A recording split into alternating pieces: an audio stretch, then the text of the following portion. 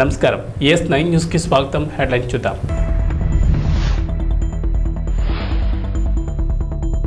జగన్ దాడి కేసులో సతీష్కు 14 రోజుల రిమాండ్. మహబూబాబాద్లో కాంగ్రెస్ బహిరంగ సభ.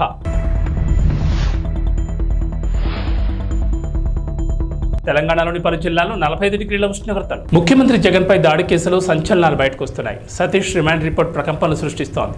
అసలు సతీష్ వెనక ఎవరున్నారు, స్కెచ్ వేసింది ఎవరు అనే విషయాలు కలకలం రేపుతున్నాయి.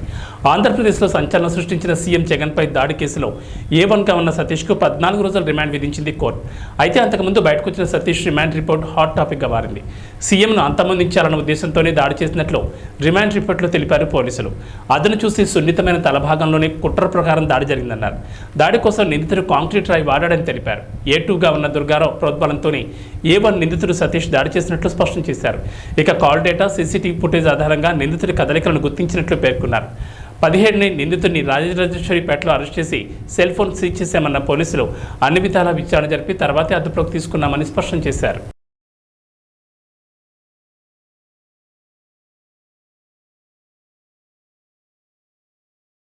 ముఖ్యమంత్రి వైఎస్ జగన్మోహన్ రెడ్డి చేపట్టిన మేమంతా సిద్ధం బస్సు యాత్ర కొనసాగుతోంది. ఇవాళ బస్సు యాత్రలో భాగంగా సీఎం జగన్ ఉదయం 9 గంటలకు ST రాజపురం రాత్రి బస్సు నుంచి బయలుదేరతారు. రంగంపేట, పెద్దాపురం బైపాస్, సామనకోట బైపాస్ మీదుగా ముందూరు క్రాస్ చేరుకుని భోజనం విరామం తీసుకుంటారు. అనంతరం ముందూరు క్రాస్ కాకినాడ బైపాస్ మీదుగా సాయంత్రం 3:30 కాకినాడ అచ్చంపేట జంక్షన్ వద్ద బహిరంగ సభలో పాల్గొని ప్రసంగిస్తారు. సభ అనంతరం Pithapuram bypass, Gollaprolu bypass, Kathipudi bypass, Tuni bypass, Payakarao బ్యాటరీ బైపాస్ మీదుగా గుడిచెర్ల క్రాస్ రాత్రి బస్ శిబిరానికి చేరుకుంటారు. మీ ఇంట్లో మీ బిడ్డ వల్ల మీకు మంచి జరిగి ఉందా లేదా అన్నది మాత్రమే ఆలోచన చేయండి. మీ ఇంట్లో మీ బిడ్డ వల్ల మీకు మంచి జరిగి ఉంటే మాత్రం మీ బిడ్డకు సైనికులుగా మీరే నిలవండి అని చెప్పి సందర్భంగా కోరుతా ఉన్నా. నేటి నుంచి సీఎం రేవంత్ రెడ్డి జిల్లాల పర్యటన చేపట్టనున్నారు. ఇవాళ ఉదయం మహబూబాబాద్ లోక్సభ నియోజకవర్గ కాంగ్రెస్ అభ్యర్థి బలరాం నాయక్ నామినేషన్కు హాజరు కానున్న సీఎం రేవంత్ రెడ్డి సాయంత్రం 4 గంటలకు హెలికాప్టర్లో మహబూబాబాద్ చేరుకుని జనజాతర సభలో పాల్గొనున్నారు. ముఖ్యమంత్రి హోదాలో తొలిసారి మానుకోటకు రానున్న సీఎంకు భారీ ఏర్పాట్లు పూర్తి చేశారు అధికారులు. ఎటువంటి అవాంఛనీయ సంఘటనలు జరగకుండా భారీ బందోబస్తు ఏర్పాటు చేశారు. ఇన్ఛార్జ్ మంత్రి తుమ్మల నాగేశ్వరరావు పర్యవేక్షణలో జన సమీకరణ ఏర్పాట్లు చేశారు. మహబూబాబాద్లోని NTR స్టేడియంలో సభకు భారీ ఏర్పాట్లు పూర్తి చేశారు.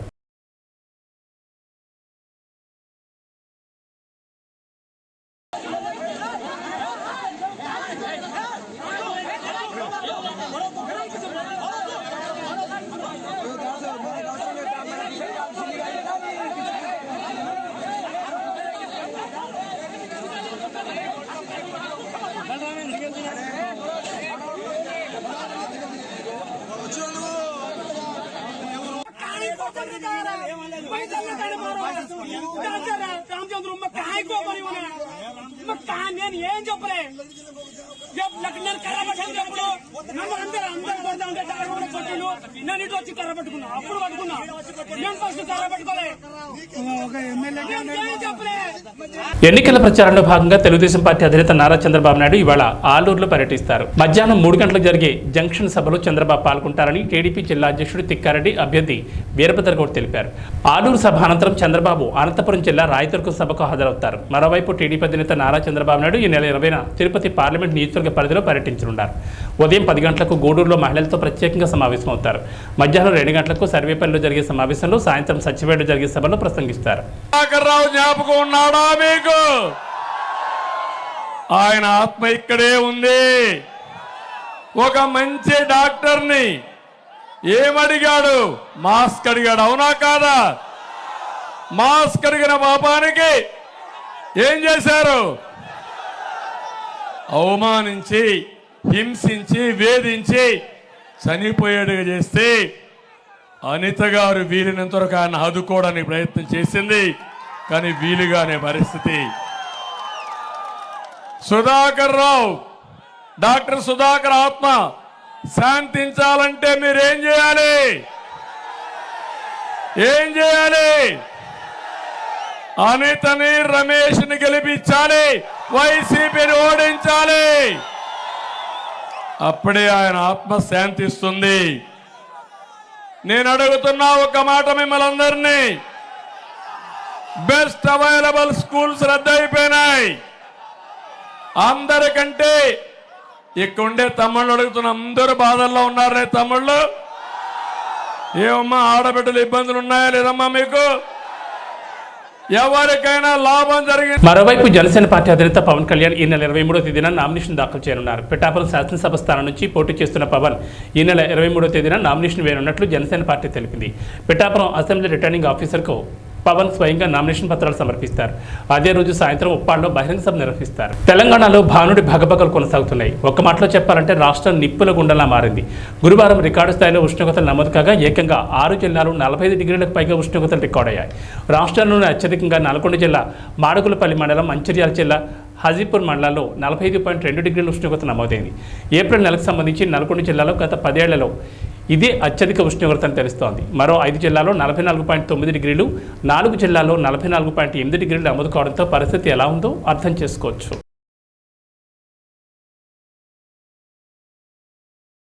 వరుస భూకంపాలు తుర్కియేను అతలాకుతలం చేస్తున్నాయి. తుర్కియే, సిరియాలో అత్యంత శక్తివంతమైన 3 భూకంపాలు సంభవించిన విషయం తెలిసిందే. రిక్టర్ స్కేల్పై భూకంపం తీవ్రత 7.8గా నమోదైంది. ఖర్మన్ మారస్ కేంద్రంగా రెండో భూకంపం 7.7 తీవ్రతతో, మూడవది 7.6 తీవ్రతతో సంభవించినట్లు అధికారులు తెలిపారు. తాజాగా మంగళవారం ఉదయం మరోమారు భూకంపం సంభవించింది. సెంట్రల్ తుర్కియే కేంద్రంగా రిక్టర్ స్కేల్పై భూకంపం తీవ్రత 5.6గా నమోదైనట్లు అధికారులు వెల్లడించారు. ఇరాన్ సదుపాయానికి వ్యతిరేకంగా ఇజ్రాయెల్ సైనిక దాడికి ప్రతీకారంగా గాజాలో యుద్ధం మరియు ఇరాన్ యొక్క అపూర్వమైన వారాంతపు దాడిపై మధ్యప్రాచ్యం అంతటా ఉద్రిక్తతలు పెరగడంతో చర్చల కోసం అధ్యక్షుడు జో బిడెన్ ఈ వారం ఇరాక్ నాయకుడికి ఆతిథ్యం ఇవ్వనున్నారు. సిరియాలో భద్రతా భయాల్లో తీవ్ర పెరుగుదల, ఇరాక్లో 2 దశాబ్దాల అమెరికన్ సైనిక ఉనికి యొక్క సాధ్యత గురించి మరిన్ని ప్రశ్నలను లేవనెత్తింది. దీని ద్వారా ఇరాన్ యొక్క సైన్యం లేదా ప్రారంభించబడ్డాయి. ఇరాక్లోని ఇర్బిల్లోని యుఎస్ పేట్రియాట్ బ్యాటరీ కనీసం ఒక్క ఇరాన్ బాలిస్టిక్ క్షిపణిని పడగొట్టిందని అమెరికన్ అధికారులు తెలిపారు. ఏపీసీసీ అధ్యక్షురాలు వైఎస్ షర్మిల శుక్రవారం నుంచి కర్నూలు జిల్లాలో న్యాయయాత్ర చేయనున్నారు. ఆడూరులో ఉదయం 10 గంటలకు ఆమె కాంగ్రెస్ శ్రేణులతో సమావేశం నిర్వహిస్తారు. సాయంత్రం 4 గంటలకు ఆదోన్లో ఏర్పాటు చేసిన బహిరంగ సభలో ప్రసంగిస్తారు. 6 గంటలకు ఎమ్మిగనూరులో బహిరంగ సభలో పాల్గొంటారు. అనంతరం షర్మిల కడపకు బయలుదేరి వెళ్తారు. 5 ఏళ్ళు అయిపోయిందన్నా, ఎన్నికలు వచ్చి మళ్ళీ ఎన్నికలు వచ్చాయి. మళ్ళీ మీ ఓట్ల కోసం అందరూ వస్తున్నారు. వాస్తవమేనా? ఎంత ఇస్తారంట ఓటుకి? ఎంత? 4,000, 5,000, 5,000, 5, 7,000. ఎవరు?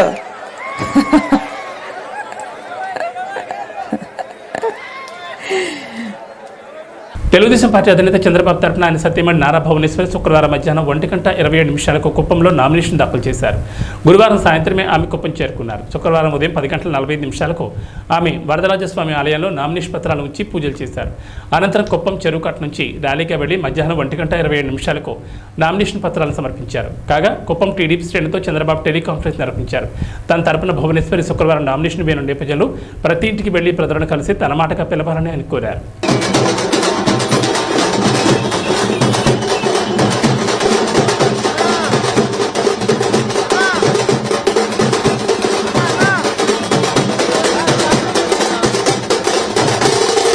ముఖ్యమంత్రి జగన్ మాట ఇస్తే మాట తప్పరు, మడమ తిప్పరని మంత్రి బొత్స సత్యనారాయణ మరోసారి స్పష్టం చేశారు.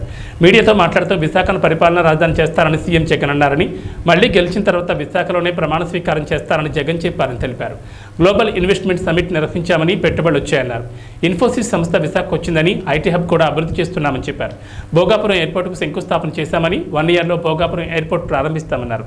మాటలు కాదు, మాది చేతల ప్రభుత్వం. రాష్ట్రంలో పోర్ట్, ఎయిర్పోర్ట్ పనులు జరుగుతున్నాయన్నారు. విద్యార్థుల తల్లిదండ్రుల సమావేశాన్ని రాజకీయం చేయడం దారుణమని, పేరెంట్స్ మీటింగ్ పెట్టకూడదని ప్రశ్నించారు. సరే, మీడియాలో కొన్ని మీడియా ఛానల్స్, పత్రికా యాజమాన్యాలు, ప్రతిపక్షాలు ఎన్ని అడ్డంకులు పెట్టినా, ఎన్ని ఇబ్బందులు పెట్టినా, ఎన్ని ఆయన మీద ఆవాకులు చావకులు మాట్లాడినప్పటికీ కూడా రోజు పరిశ్రమలు కూడా ఆయన ఆ మాటని వెనక్కి తీసుకోకుండా దాని మీద స్టికానై విశాఖపట్నంలో ప్రజలందరి సహకారంతో ఇక్కడే ప్రమాణ స్వీకారం చేయడానికి నిశ్చయించుకున్న నేపథ్యం. ఆ నేపథ్యంలో మన ఉత్తరాంధ్ర ప్రాంతం గుంతకల్ నియోజకవర్గంలో గుమ్మనూరు జయరాం ఆధ్వర్యంలో తెలుగుదేశం ఆత్మీయ సమ్మేళనం నిర్వహించారు. ఈ సందర్భంగా మాట్లాడుతూ కలిసికట్టుగా పనిచేసి తెలుగుదేశం పార్టీని గెలిపించుకుందామని అన్నారు. ఈ కార్యక్రమంలో తెలుగుదేశం పార్టీ నాయకులు పాల్గొన్నారు. నలుమూలల నుంచి విచ్చేటువంటి కార్యకర్తలకు, నాయకులకు, శ్రేయోభిలాషులకు, పాత్రికేయులకు ప్రతి ఒక్కరికి పేరున ధన్యవాదాలు తెలుపుకుంటాము. ఈరోజు ఆత్మీయ సమావేశం ఏర్పాటు చేసుకున్నాం. ఇందులో ఒక్కరు చాలా చక్కగా మాట్లాడారు, కొన్ని విషయాలు నేను చెప్పాను. మాయాజీ గురించి ఏ విధంగా ఉంటుంది, ఏ విధంగా మన తెలుగుదేశం ప్రభుత్వం ఉన్నప్పుడు ఏ విధంగా చేశారు మైనార్టీస్కి అనే విషయాన్ని కూడా మీకు వివరించారు. అదేవిధంగా బీజేపీ జనసేన పొత్తులతో మనం కూటమి ఏర్పాటు చేసుకుని ఈరోజు కూటమి అభ్యర్థిగా జయరాం గారిని ఏర్పాటు చేసి నిలబెట్టాము. అదేవిధంగా ఎంపీ అభ్యర్థిగా మన అంబికా లక్ష్మణ్ గారిని అభ్యర్థిగా నిలబెట్టాము. మరి వీళ్ళిద్దరినీ మనం అందరూ గెలిపించుకునే బాధ్యత మన అందరిపైన ఉంటుందని మీకు అందరికీ తెలియజేస్తున్నాను. అయితే ప్రభుత్వ విధి విధానాల్లో చాలా లోపాలు ఉండి ఈరోజు పెద్ద అసమ్మతి అనేది ఏర్పడింది. కనుక ఈరోజు ఈ ప్రభుత్వం పైన మనం అందరము ఈ ప్రభుత్వం చేస్తున్న పరిస్థితి అంటే దుష్టమైన చర్యలను ప్రజల్లో తీసుకోవాల్సిన బాధ్యత ప్రతి ఒక్క కార్యకర్త పైన ఉందని మీ అందరికీ తెలియజేస్తా ఉన్నాను. రాబోయే దినాల్లో ఖచ్చితంగా వచ్చేది తెలుగుదేశం ప్రభుత్వమే. చంద్రబాబు ముఖ్యమంత్రి అవుతారు. చంద్రబాబు ముఖ్యమంత్రి చేయాలంటే మన కాన్స్టిట్యూన్సీ తరఫున మన పార్లమెంటు అభ్యర్థులను ఇద్దరిని గెలిపించుకునే బాధ్యత మనందరిపైన ఉంటుంది. ఇందులో కొన్ని లొసుగులు ఉన్నాయి, చిన్న చిన్న లొసుగులు, కొత్త పాత కలయికల వల్ల. అదేవిధంగా పార్టీ జనసేన సహాయ సహకారాలు, అదేవిధంగా కొత్త వాళ్ళను విస్మరించని నేను చెప్పడం లే, కొత్త వాళ్ళని కూడా కలగేసి చేసుకుని వాళ్ళకి న్యాయమైన పద్ధతిలో, అదేవిధంగా జనసేన బీజేపీ నాయకులు కార్యకర్తలు ఉన్నారు కనుక వాళ్ళకి న్యాయం జరిగే విధంగా ముందుకు పోతామంటే నాయకులు అనేవాడు ముందుకు 4 ఏళ్ల పాటు సక్సెస్ఫుల్లో నడుస్తూ పోతాం. కనుక ఈ దృష్టిలో ఉంచుకొని ప్రతి ఒక్కరు ముందుకు పోవాలి. మరి కాలం చాలా మాట్లాడుతూ పోతే వైసీపీ గవర్నమెంట్ గురించి చెప్పాలనుకుంటే ఒక రోజైనా టైం చాలా తక్కువ అవుతుంది. ఇప్పుడున్న పరిస్థితులు టైం చాలా తక్కువగా ఉంది కనుక ఇంకా నాయకులు చాలామంది మాట్లాడవలసి ఉంది కనుక వాళ్ళని మాట్లాడే విధంగా మీరందరూ సహకరించి ఈ కార్యక్రమంపై కనుక మీరందరూ ఇంకొకసారి మీకు మనవి చేస్తున్నా, నాకు ఇచ్చిన సహాయ సహకారాలు ఇప్పుడు ఉన్నటువంటి వ్యక్తికి కూడా ఇచ్చి మీరు ఆదరిస్తారని మనస్ఫూర్తిగా కోరుకుంటూ సెలవు తీసుకుంటున్నారు. గోపాలపురం నియోజకవర్గం తెలుగుదేశం ఎమ్మెల్యే అభ్యర్థి మందిపాటి వెంకటరాజు అట్టహాసంగా నామినేషన్ ఇస్తారు. ఈ సందర్భంగా మాట్లాడుతూ మే 13వ తేదీన జరగబోయే సార్వత్రిక ఎన్నికల్లో తనను అఖండ మెజార్టీతో గెలిపించారని కోరారు. ఈ కార్యక్రమంలో తెలుగుదేశం, బీజేపీ, జనసేన నాయకులు పెద్ద ఎత్తున పాల్గొన్నారు. సమన్వయంతో ముందుకు రావడం, ఇక మాకు గెలుపు మీద కాదు, మేము మెజారిటీల మీదే మేము లెక్కలు కట్టుకుంటున్నాం. ఖచ్చితంగా ఈ ఆంధ్రప్రదేశ్ రాష్ట్రంలో 175 నియోజకవర్గాల్లో ఒక బలమైన నియోజకవర్గంగా ఎన్డీఏ ప్రభుత్వానికి, అదేవిధంగా ఒక భారీ మెజార్టీ ఇచ్చే నియోజకవర్గంగా గోపాలపురం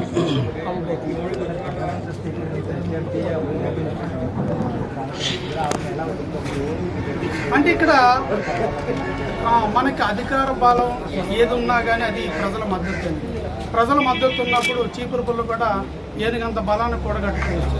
ప్రజల మద్దతు లేనప్పుడు అందరూ కూడా నేల కొరగాల్సింది. ఈరోజు అదే పరిస్థితి జగన్మోహన్ రెడ్డి గారికి కానీ ఆయన యొక్క మంత్రులకు కానీ స్పష్టంగా కనిపిస్తుంది వ్యతిరేకత. గతంలో అక్కడ వ్యతిరేకత ఉండబట్టి ఇక్కడ దాకా వచ్చారు. కొవ్వూరులో వ్యతిరేకత దృష్ట్యా వెళ్ళలేదు కాబట్టి ఇక్కడికి వచ్చారు. బట్ ఇక్కడ బలంగా తెలుగుదేశం పార్టీ, జనసేన శ్రేణులు, బీజేపీ అత్యంత బలంగా ఉంది. అందరూ ఏకతాటి మీదకి వచ్చారు. మా గెలుపుని ఎవరు ఆపలేరు. మెజార్టీల మీదే మా దృష్టి.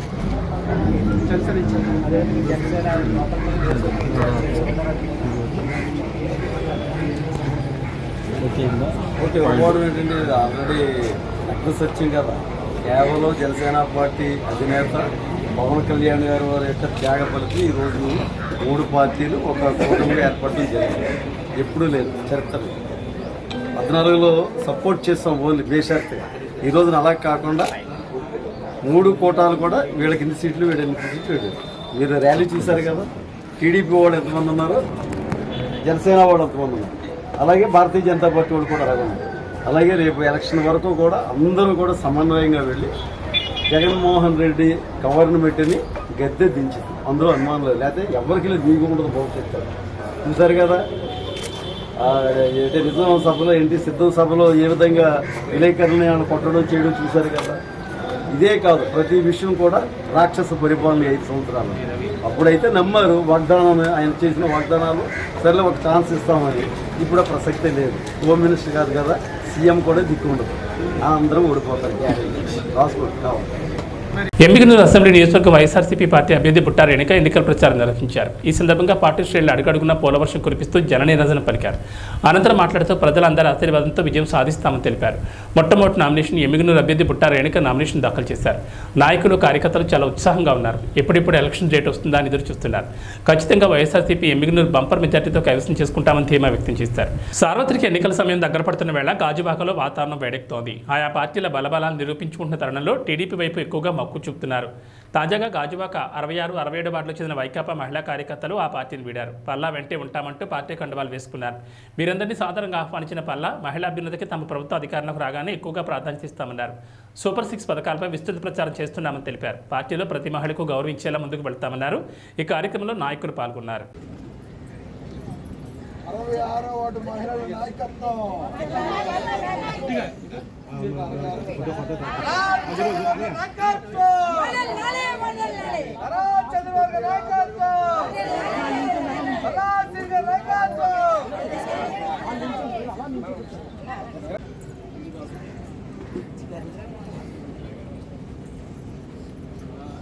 నారా చంద్రబాబు నాయుడు గారి నాయకత్వం, పక్షాల ఐక్యత, పవన్ కళ్యాణ్ గారి నాయకత్వం, మిత్రపక్షాల ఐక్యత, మల్లా శ్రీనివాసరావు గారి నాయకత్వం. జై తెలుగుదేశం. నిడదవోలు నియోజకవర్గం తెలుగుదేశం, జనసేన, బీజేపీ ఉమ్మడి అభ్యర్థి కందుల దుర్గేష్ నామినేషన్ మహోత్సవంలో మాజీ మంత్రి జవహర్, నిడదవోలు నియోజకవర్గం తెలుగుదేశం, జనసేన పార్టీల సమన్వయకర్త ప్రసాద్ పాల్గొన్నారు. కూటమి అభ్యర్థి కందుల దుర్గేష్ని నిడదవోలు ప్రజలు ఆశీర్వదించి భారీ మెజార్టీతో గెలిపించారని కోరుతున్నారు. పార్టీల సైనికులు కలిసి ట్రాఫిక్ అంతరాయం లేకుండా మనం ఎవరికి అభ్యంతరం కలగజేయకుండా క్రమశిక్షణగా మారిపోయారు. Telugu Desam party, Janasena party, BJP అంటే 3 పార్టీల కలయికలో మేము పైన కింద కూడా ఒకటే ప్రభుత్వం ఉండేటువంటి ఎన్డీఏ ప్రభుత్వం రావాల్సినటువంటి అవసరం ఉంది. ఇవాళ ఇక్కడ తెలుగుదేశం, జనసేన, భారతీయ జనతా పార్టీలు కలిసి ప్రభుత్వాన్ని స్థాపిస్తే పైన ఎటు ఎన్డీఏ ప్రభుత్వం రాబోతుంది. ఎన్డీఏ ప్రభుత్వం ఆ పైన ఉంటే కిందక్కడ ఎన్డీఏ ప్రభుత్వం ఉంటే డబుల్ ఇంజిన్ సర్కార్ అనేటువంటి విధంగా 2 ప్రభుత్వాలు కలిసి సరైనటువంటి విధంగా ఈ నియోజకవర్గాన్ని అభివృద్ధి చేయటం, రాష్ట్రాన్ని అభివృద్ధి చేయటం జరుగుతుందనేటువంటి మాటని సంపూర్ణంగా నమ్ముతూ ముఖ్యంగా శేషారావు గారి యొక్క సహకారాన్ని ప్రత్యేకంగా నేను ధన్యవాదాలు తెలియజేస్తూ, అదేవిధంగా ఇతర నాయకులందరూ కూడా భారతీయ గత 5 సంవత్సరాల దుర్మార్గపు పాలన, స్థానిక సంస్థలతో సహా మరి కార్యక్రమాల నిర్వహణలో భ్రష్టు పట్టించినటువంటి ప్రభుత్వం ఏదైనా ఉందంటే ఈ ప్రభుత్వం, ఈ నియోజకవర్గ శాసనసభ్యుడు అన్నది స్పష్టంగా కనిపిస్తూ ఉంది. వేళ ప్రజల కళ్ళల్లో ఒక ఆనందం. ఈ నియోజకవర్గానికి రాబోయే రోజుల్లో మంచి జరగబోతూ ఉంది. అది జరిపించుకోవడానికి మనం అందరం కూడా రోడ్డు మీదకి రావాలి అని రోడ్డుపైకి వచ్చి ఈవేళ కార్యకర్తలు, నాయకులు, లేకపోతే అభిమానులే కాదు ప్రజానీకం కూడా ఈరోజు వెలువల రోడ్డుపైకి వచ్చి ఈ నామినేషన్ కార్యక్రమాన్ని ఎంత విజయం చేకూర్చారంటే భవిష్యత్తులో ఇంకా ఉన్నది ఒక అఖండ విజయం అన్నది నేను తెలియజేస్తూ, వైసీపీ నామరూపాలు లేకుండా దరిదాపుల్లో కూడా కనిపించకుండా పోబోతుంది అన్నది నేను మీకు అందరికీ కూడా తెలియజేస్తూ, ఈ విజయాన్ని ఇంతటి గొప్ప ఆదరణ చూపించినటువంటి నిడదవోలు నియోజకవర్గ ప్రజానీకానికి అందరికీ ప్రత్యేకమైనటువంటి ధన్యవాదాలు తెలియజేసుకుంటూ సెలవు తీసుకుంటాం. జనసేన, తెలుగుదేశం, భారతీయ జనతా పార్టీల ఉమ్మడి అభ్యర్థిగా ఈరోజు నిడదవోలు నియోజకవర్గం శాసనసభ స్థానానికి అభ్యర్థిగా నామినేషన్ వేయడం జరిగింది. పెద్దలు మాజీ శాసనసభ్యులు శ్రీ శేషారావు గారు, అదేవిధంగా శ్రీ భోగవల్లి ప్రసాద్ గారు, భారతీయ జనతా పార్టీకి చెందినటువంటి శ్రీ బండి సత్యనారాయణ గారు, గన్నమని సుబ్రహ్మణ్యం గారు, అదేవిధంగా ఇక్కడ చేసినటువంటి ఇతర నాయకులు అందరి యొక్క సహకారంతో, అదేవిధంగా తెలుగుదేశం పార్టీ జిల్లా అధ్యక్షుడు కేఎస్ జవహర్ గారి యొక్క సహకారంతో అద్భుతమైనటువంటి ఒక ర్యాలీగా ప్రజలందరి ఆదరాభిమానాలతోటి వారందరి ఆమోదంతో ఈ నామినేషన్ వేయడం జరిగింది. ఈరోజు ఆస్పిషియస్ డే అని చెప్పి ఈ సందర్భంగా ఒకటేనే మనం చేస్తున్నాం. 5 సంవత్సరాల వైఎస్ఆర్ కాంగ్రెస్ ప్రభుత్వం ఈ రాష్ట్రానికి ఏ రకమైనటువంటి అభివృద్ధిని సాధించి పెట్టలేదు. అదేవిధంగా సంక్షేమం కూడా అరకొరగా సాగుతున్నటువంటి సందర్భంలో ఈ ప్రభుత్వం యొక్క అప్రజాస్వామిక విధానాలని మనం కాలదన్నాలి. అదేవిధంగా ప్రజాస్వామిక ప్రభుత్వాన్ని తీసుకురావాలనేటువంటి ఆలోచనతోటి 3 ప్రధాన పార్టీలు ఒక వేదిక మీదకి వచ్చి ఒక సుపరిపాలన అందించడానికి ఈ ఎన్నికల్లో పోటీ చేస్తూ ఉన్నాయి. ఈ ఎన్నికలు ఈ రాష్ట్రానికి సంబంధించి చాలా కీలకమైనవి. ఒక దుర్మార్గపు ప్రభుత్వాన్ని ఇంటికి సాగనపడానికి, అదే సమయంలో రాష్ట్ర ప్రజలకి అభివృద్ధితో కూడినటువంటి సంక్షేమం ఇవ్వడానికి ఇది నాంది పలకబోతుంది. ముఖ్యంగా మన నిడదవోలు నియోజకవర్గం విషయానికి వచ్చేటప్పటికి ఇవి బులెటిన్ విశేషాలు. నమస్కారం.